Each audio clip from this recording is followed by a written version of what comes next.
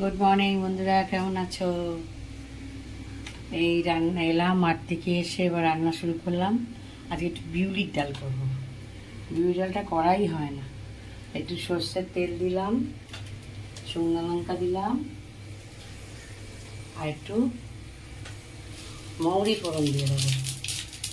আচ্ছা, আর একটু আদা আর মৌরি বেটে রেখেছিলাম। একটু আদা মৌরি, আমি না বিউলির ডালে হলুদ দিই না, হলুদ ছাড়াই করি, খারাপ হয় না, হলুদ দিই না।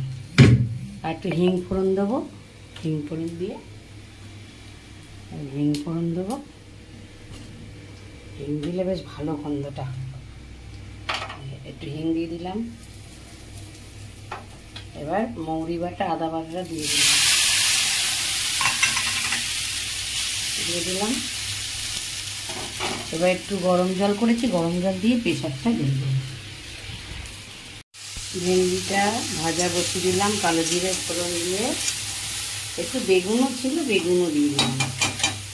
সর্ষে আর বেগুন দিয়ে একসাথে চচ্চড়ি করবো। একটু নুন হলুদ দিয়ে দিয়েছি।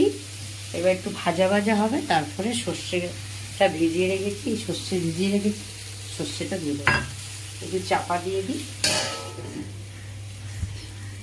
এবার আজকে ডাল ভিজিয়েছিলাম, ধোকা করবো। একটুখানি নুন, একটু মিষ্টি, একটু লঙ্কার গুঁড়ো, হলুদ গুঁড়ো দিয়েছি, দিয়ে একটু ধোকা বানাবো। ধোকা মানে ছোলার ডাল আর মটর ডাল ভিজে রেখেছিলাম একসাথে, দিয়ে ধোকা করে আলু বেগুন দিয়ে ঝোল করবো। এই বসিয়ে দিয়েছি। ধোকাটা একটু নেড়ে নিই। ডালটা সর্ষের তেল দিয়ে দিলাম, না সাদা তেল দেবো। সর্ষের তেল দিয়ে রান্না করবো, সাদা তেল দিয়ে ভাজবো। এই হিং ফোড়ন দিলাম, দিয়ে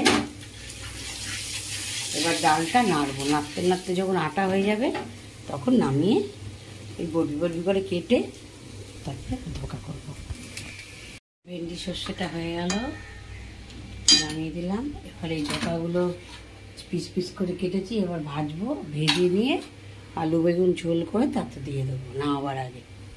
ধনে জিরে মিক্সারে বেটে নিচ্ছি, একটা টমেটো দেবো।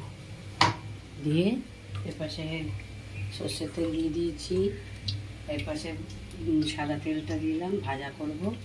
ধোকাটা ভেজে নিয়ে আগে আলু বেগুনটা ভেজে নেবো। আলু বেগুনটা ভাজার পর তারপর একটু জিরে ফোড়ন দেবো। একটু জিরে ফোড়ন দিলাম। জিরে ফোড়ন দেওয়ার পর আগে বেগুনটা ভেজে নেব।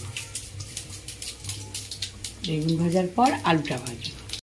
ধোকার ঝোলটা হয়ে গেল, একটু ঘি দিয়ে দিলাম, আর একটু